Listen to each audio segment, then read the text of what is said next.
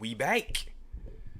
And there's some funny business going on, man. I'm not gonna get too deep into it, but a couple people showing their hand.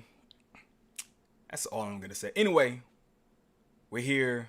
We're live in full effect. Let me see if y'all can hear this. From Cali. There we go. Alright, so here's what I'm gonna do. I'm gonna set up for this stream because I owe y'all a lot.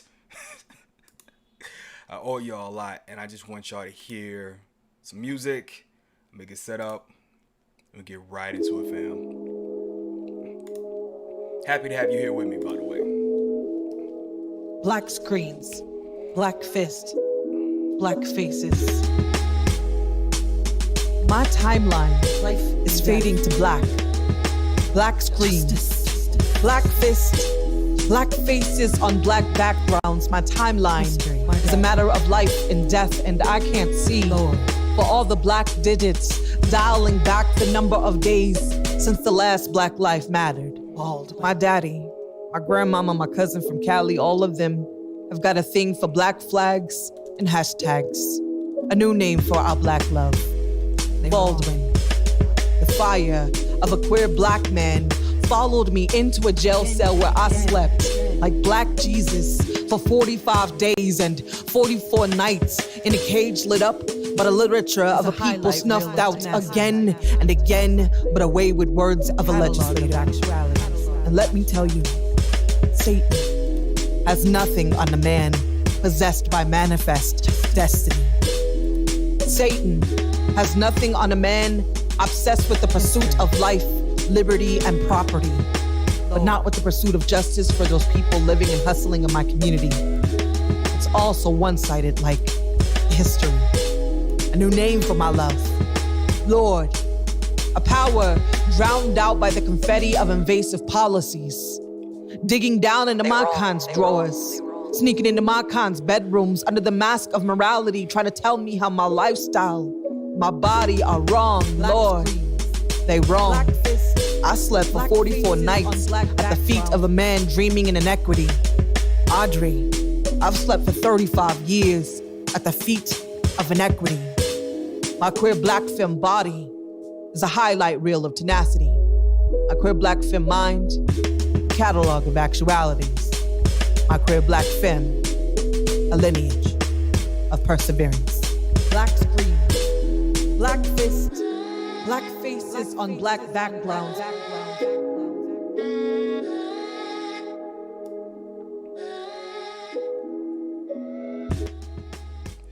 Alrighty, let's get right into it. I've been away. I know I owe y'all, man. Again, my apologies. God dog it. My apologies. Seriously, my apologies, y'all. I had to take care of some business over the past couple of weeks. There we go. All right. There we go. We back. Sip my tea. No tequila today. Gonna do tea. Coming over a bug. I had a weird experience. I ordered some food on, what's today? Thursday. I can't believe it's Thursday. But I ordered some food on Tuesday afternoon. And by like 4:45, I felt horrible. And I went from having, it was weird. I went from having a fever and feeling like I had a cold to a stomach ache to a headache, and then the process just repeated itself. So all Tuesday and Wednesday I was just sick, and now I'm starting to feel a little bit back to myself. But there's no excuse for the last two times. So the 2 Thursdays ago, I had to take care of some personal stuff. And then last Thursday, I had some technical difficulties. I had to take care of some stuff as well with one of my computers. But it is what it is. But we back. We here. We are here. And make sure we good. Make sure we coming in. Levels is all good. Because I want to address some stuff. It's not really addressing. I just think it needs to be spoken about. So today's episode 14, the Capitalism and Art. And what I want to address on this episode is how to choose a music producer. Now, plenty of people seek out music producers and don't really know the proper process. So what I'm going to do is I'm going to walk you through and finding out if a producer is either worth reaching out to, as far as if they are a good match for you, or if they reach out to you, and how you can sort of qualify to see if they're worth your time.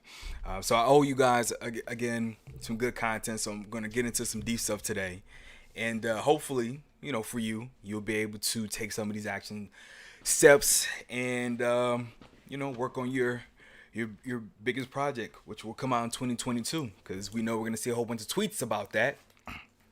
2022 is going to be my year. And it might be. It really might be. And there's nothing wrong with that. But anyway, so the music you heard earlier is from an album I produced called New Name for My Love. It's a spoken word album by Felita Hicks. That was pushed and helped created by the Civil Rights Corps. And we are on the ballot for consideration for a Grammy this year. So really hope to hear some good stuff on November 23rd, man. That would be super, super dope, man. I hope we nail that one, man. That'll be dope, man. But yeah, so we here. So what I want to do is I want to sort of go into the mind of an artist looking for a music producer. And the reason why I want to do this is I've seen too many stories of artists who reach out to a producer thinking that the producer is going to be the answer to whatever the problem is. And the truth of the matter is, it's not.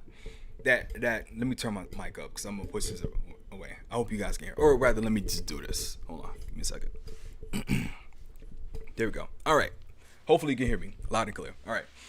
And I'll add the plug. I still got to set up Streamlabs. We're 14 episodes in. I still haven't set up my plugins. But what I want to say is, a music producer is not going to be the answer or the all be all to like you creating this phenomenal project for your career unless you do a little digging.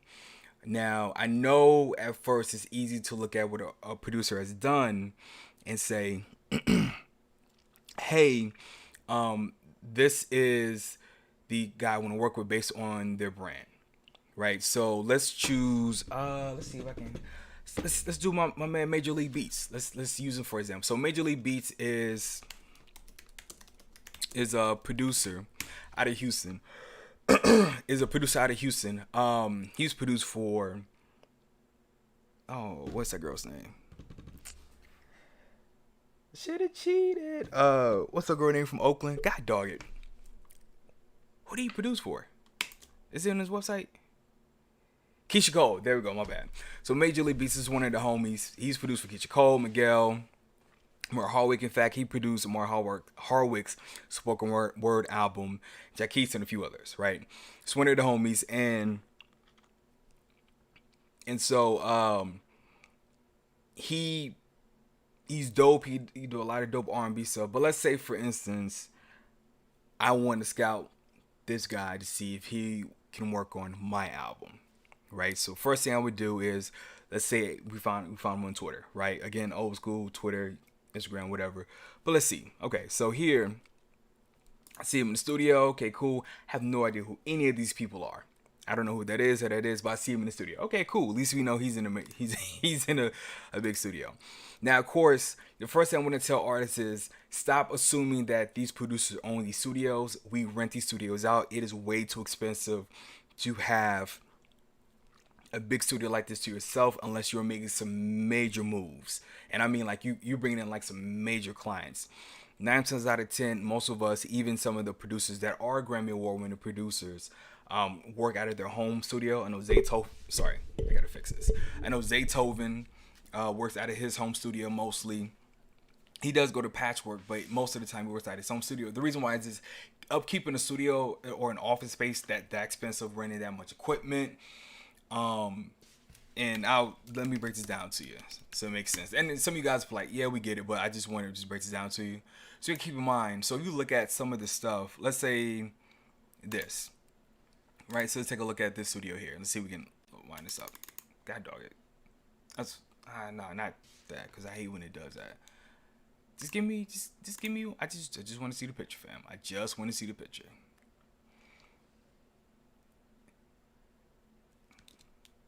Y'all get it. Anyway, so let's say, for instance, this is a studio space you see. Now, I know I see the plaques here, so if you see the plaques here, that does not mean that the producer who took the picture in front of this SSL board, I think that's the SSL board. I don't think so, actually. I'm sorry, I'm being a nerd.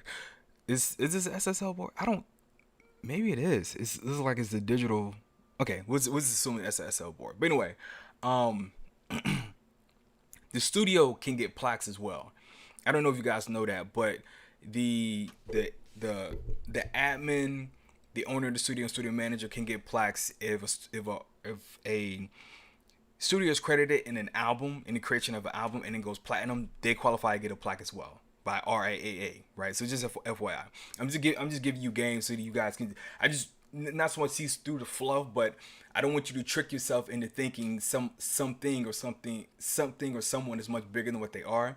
Not to downplay them, but I just want you to like see it for what it is. So you go, oh, okay, cool. So you're not high on dopamine when you reach out to people like, oh, this is going to be the opportunity I need to launch my career. It's like, no, you're here to do business, and this is what you're looking at. So that's why.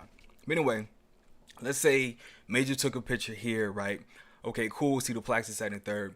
More than likely, probably does not own the studio. So anytime you see a producer in front of a board or in the studio, even if he goes there very frequent, he probably doesn't own that studio. And if he does, he's probably a co-owner. Like Rivers, for example, he's a co-owner, but there's two other owners of Penthouse Studios. And they have a lot of major clients there, but he has two other owners. So because of those owners, they all had to communicate with each other. But anyway, and they got a tape machine too, so it's expensive. But that's what I want you to look at. Like, okay, cool. He has his studio, okay, or he's in the studio, cool. Now here we go. Now you can see here, Billboard charting producer, this, that, and the third, da. Now you can actually, if you want, you can actually look for this information. Again, to tell you guys all the time, get on Billboard Business. You can qualify a lot of stuff like that. But we did Google his name, right? So I'm actually going to jump out of here. Major League Beats. Let's go back to Google and see if I can find anything for Billboard. Sometimes it comes up. It rarely does. I'm just keeping a buck with you. Major League Baseball. No. Yeah, because... So that's a weird thing. So for Andrada's single for like Magic and the stuff that he was working on, even with the subscription, it just showed the date. It didn't really show the credits, which is, I guess, weird or whatever. So yeah. So I did that on purpose to show you, like, 9 times out of 10, it's not going to show you that Billboard information, even if you are. Let's see. All right, cool. Major League Beats. Maybe it will. Let's see.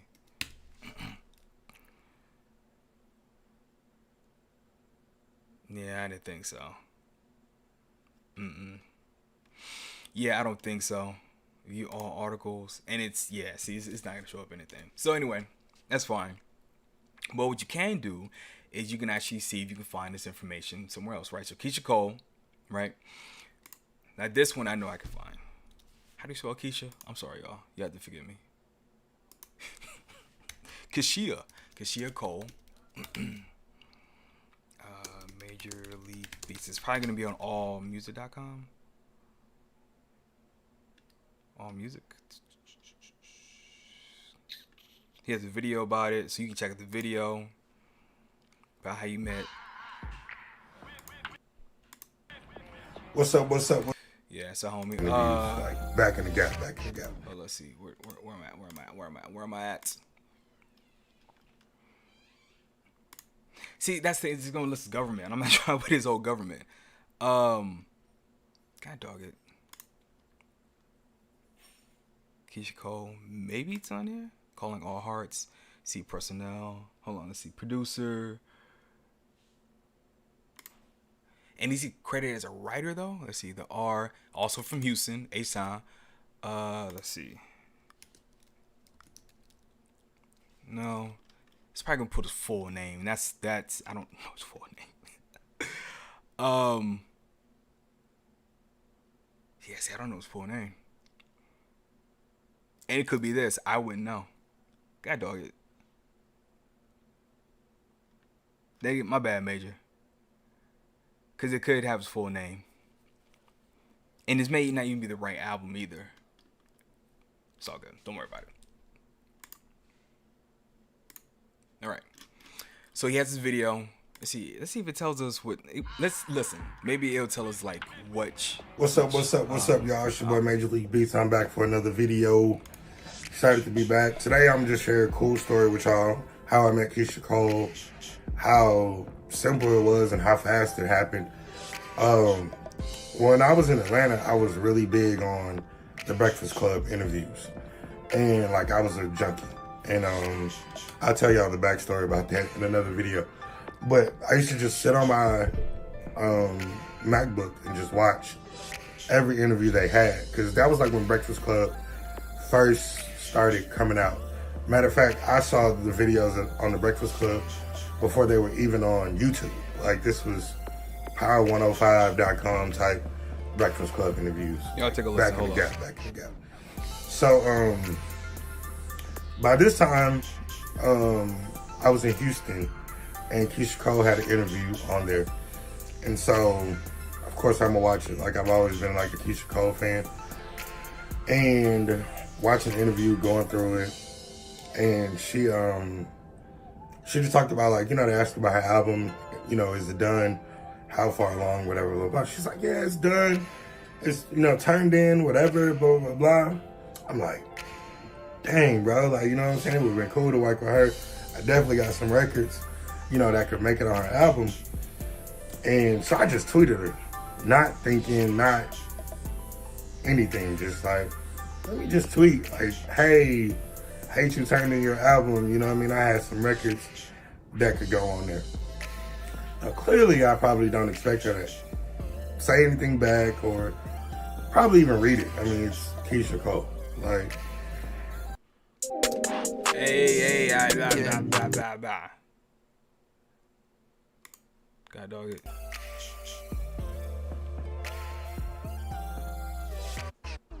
Not anything, just like, let me just tweet, like, hey, hate you turning in your album, I had some records that could go on there.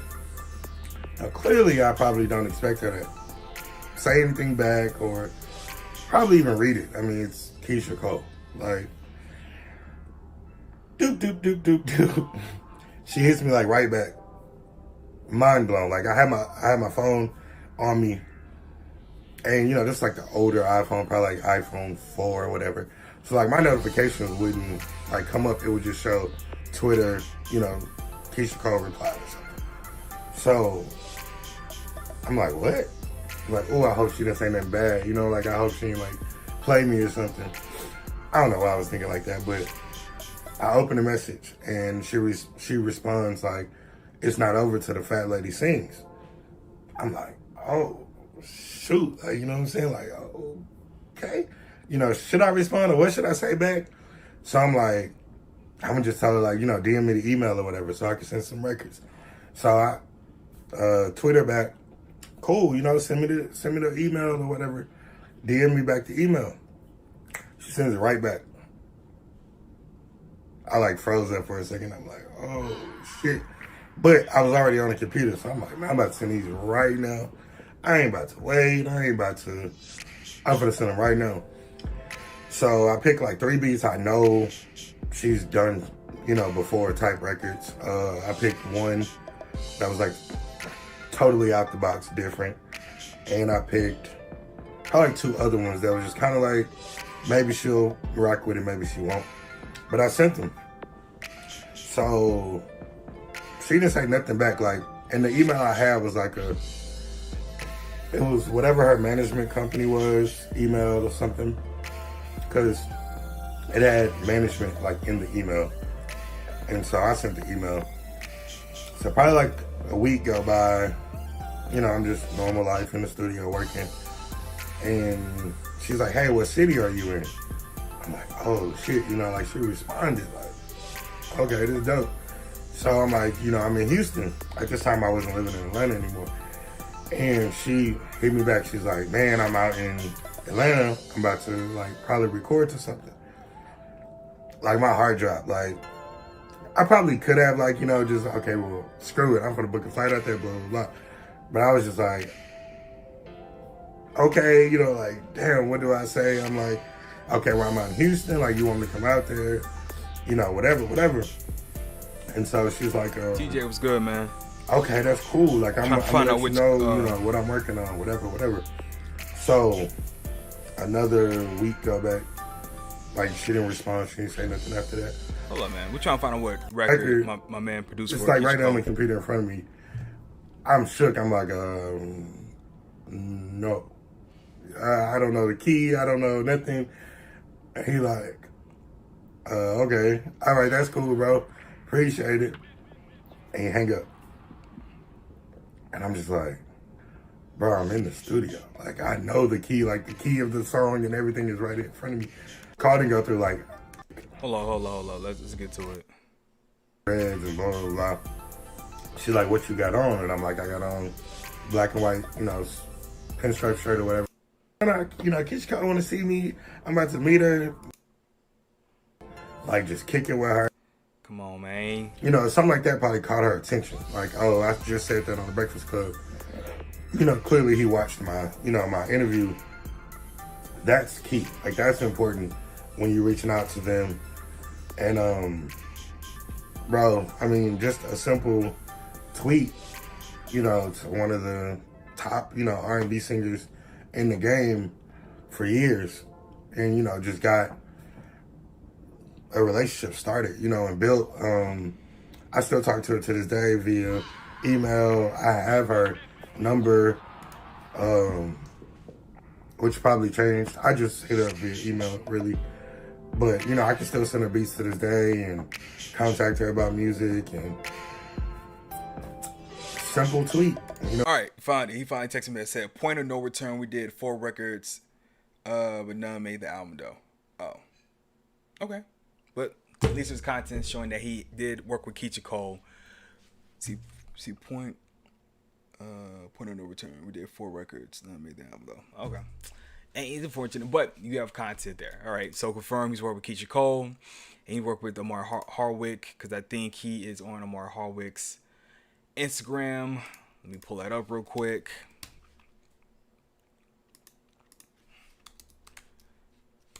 Of course, I know I spell Amari. I can't spell today for some odd reason. I don't know why. Where is it?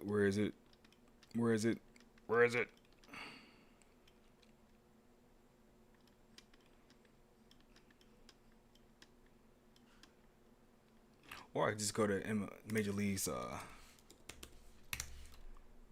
There we go. Let's go to his Instagram. There we go. Amar Hardwick. Okay, so you know he's official. Okay, cool. So now we've done all that. Cool. Guess what the next most important thing is? Listening to his music.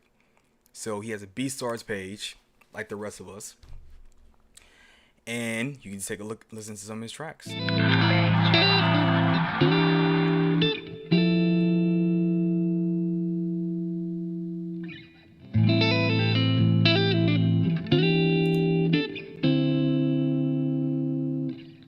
BeatStars.com.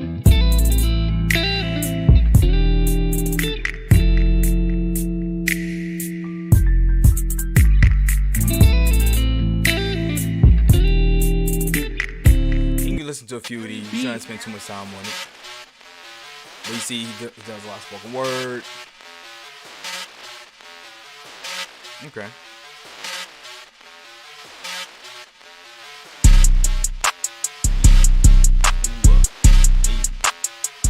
Ooh, look, can you hear that? That'd be really embarrassing. I can hear that.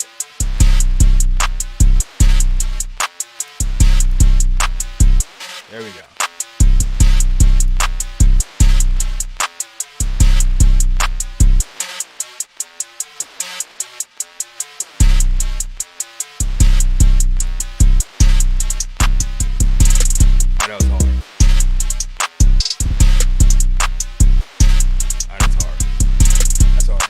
back and forth like that, that's hard. Okay.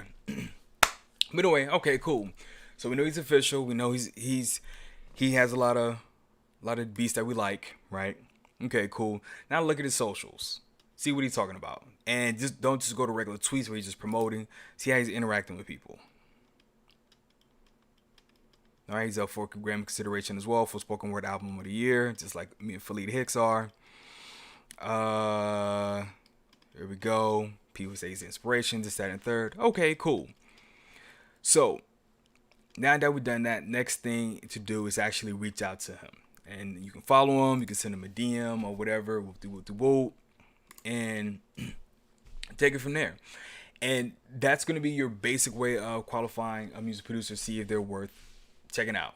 Now, of course, it took me a little time to find out about the whole Keisha Cole thing, which is cool. But you have the content here. You check out his YouTube and everything else. The reason why you want to do this is if you're going to be working with this person, I would think you would want to see if they're worth working with, because if you have to send revisions, if you have an idea, whatever, you at least want to make sure that the person is cool. The last thing you want to do is reach out, try to work with this person as a brand play, and it don't work out. You know, it's just like, oh, this person's a-hole, this person is this person is that, blah, blah, blah, blah, blah, blah, blah, this, that, and the third, whatever. You definitely want to make sure that you are compatible with the producer you're working with. Now, he does a lot of spoken word instrumentals, right? That could possibly work with R&B or hip hop. If he's primarily focused on spoken word, there is a possibility that he's not a good fit. And let me explain why. Because the process of working with spoken word artists, it's way different than working with like a regular rap artist or an R&B singer or even a pop artist. Because a lot of the music you're gonna make right there on the spot. You have to do different things, because if they're doing spoken word and there's no, like, they're not rhyming in and out of pocket, they're not doing any top lines most cases, so you have to try to find a way to make the music very interesting. So if you are like, yo, just hand me a beat, and you're used to someone being more detailed oriented or whatever, that may cause some friction on his end. He may be like, hey, what do we do, this, that, and the third, but that's not how you prefer to work. It is something to consider. So just keep that in mind whenever you're reaching out to a producer. And again, check out their music. Like, see if they're worth it. Even going back to his Instagram. See, okay, he's in the studio. Okay, cool. Studio. I think he had a record that was on the radio. TJ, you know how hard it is to get a record on 97.9 out in Houston. That's almost impossible. But you see, he's out here. Right? And you see the YouTube views, I think he just hit 8 million. I don't know if he's posted it yet.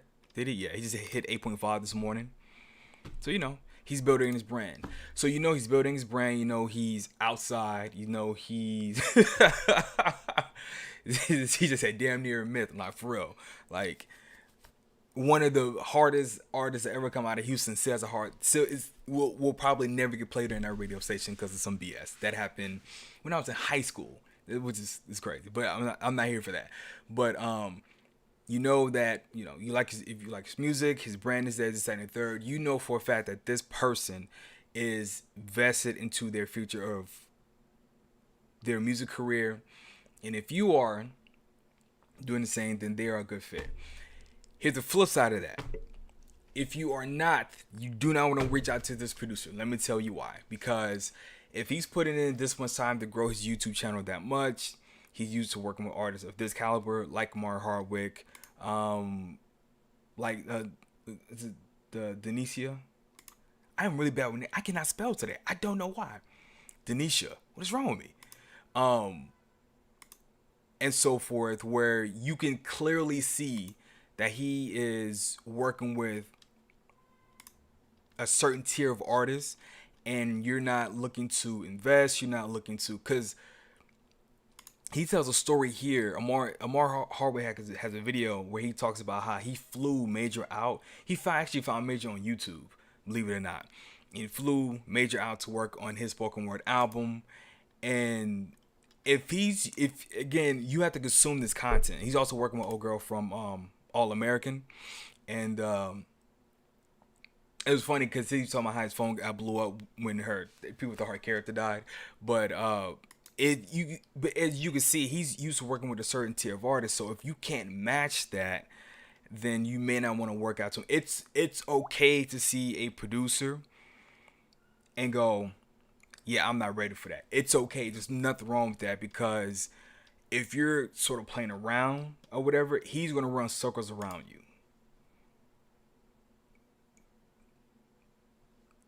And that's something you need to take into consideration. It's not even so much about.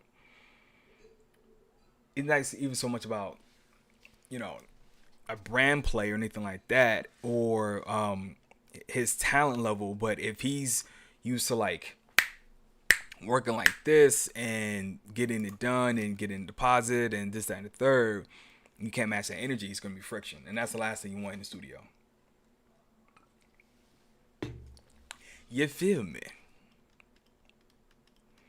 You feel me? Oh yeah. So he's out here. So that's one way you can choose your producer. I'm gonna leave it open for the next 15 minutes. TJ, you got any questions? Anything you would like me to cover, sir?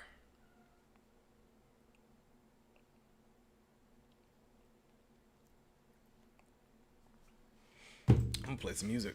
That's what I'm gonna do. I'm gonna play some music. Play some more of his beats, man.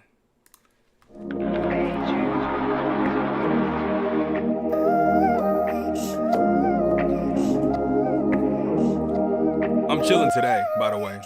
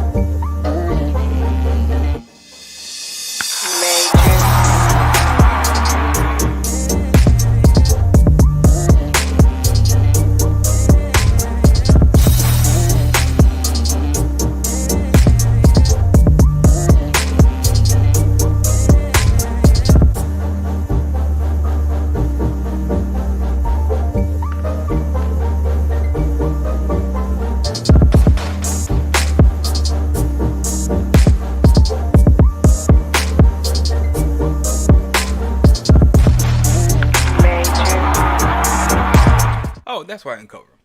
Also, the conversation, I'll wrap it up with this since nobody has any questions. I'll wrap it up with this. The conversation with a producer is, one, you have to know what you're, like, you have to have an idea like what you're looking for.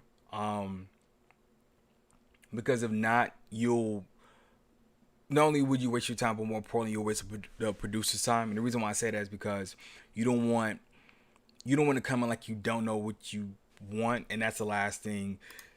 Because people talk, and so like if you have an idea for an album or a single, express that. Say, hey man, let's jump. Hey man, lady, let's jump on a line and discuss like what you're looking for. I want to release 4 singles next year, and I'm looking for this type of sound and this, that, and the third. And then you do like a short list. You can have like 5 producers you reach out and have a phone conversation to see, if this producer's in your budget, or this producer's in your budget, or is this producer willing to cut a deal, this, that, and the third, or you may be able to work with all of them. But just come at it like you want to learn more about their process and what their expectations are and what they're looking for and this, that, and the third. You want to map all that out. You should be asking a lot of questions, and that's something that lacks in a lot of my conversation with artists, is they don't ask a lot of questions. It's not just hip hop, it's even in pop. Like, the artists don't ask a lot of questions, and then we start the process, is like, oh, what about this, that, and the third? And it's just like, man, I kind of wish you addressed that before. So ask a lot of questions about the process. Ask a lot of questions about how do they like to, like, what's up, Major? Yeah, I had to give you a whole entire shout out. We're all over your Instagram. We're all over your YouTube page, your BStars page, and everything else. And I was just talking about how if an artist is going to reach out to a producer, just a proper process of like, hey, this is what you need to do before reaching out. This is how you check credits, this, that, and the third, and whatever else. Han's always a GOAT. I'll give him about 10, 15 more years, and then I can say that. But I appreciate it. But yeah, ask a lot of questions like, do they prefer to write the top line? What's your writing process? Try to see they're a good fit, because if you're gonna lock in with another creative in working on your album or your single, again, you want to make sure you guys can get along, because if you guys can get along, that's gonna show in the work, and you're gonna feel bad after you send that deposit and they've worked on it, and you're just like, why did I do this? So hopefully you guys got some game out of this, man. Let me know if you have any questions. If not, like I said, I'm chilling today. I don't know. I might have time to make a beat. I have not made a hip hop beat in so long. I have not touched any, and I downloaded some new drums. All I've been making is reggaeton, dance hall, and Americana music. That's why that guitar behind me is I flicked some dust off. Let me say that. Actually, I need to tune it while I'm talking about it, because last time it didn't sound that great. And let me know if you have any questions. If not, I'm gonna bounce.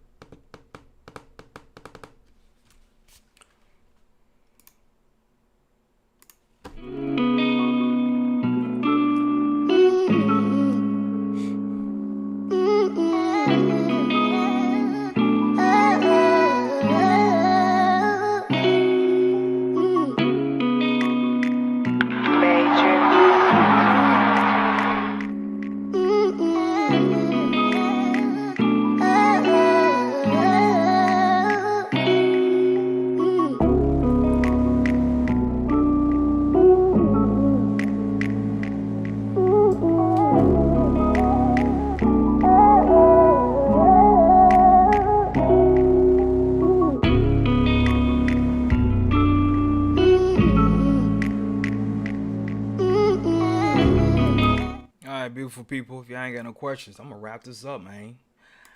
I'm gonna wrap it up, man. I'm gonna wrap it up. For sure. Oh, one last thing. This is how I wanted to end the hold on. Yeah.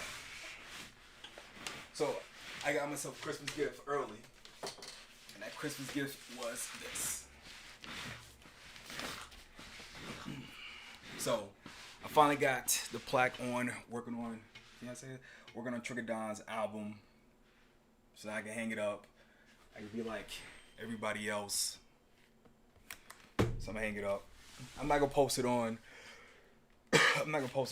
social just yet. But that was my plaque to commemorate the release of Trigger Don's album, Trigonometry, and working on half the album. So that's it. But yeah, man. Again, you have any questions or anything, y'all let me know. Let me know in the comments.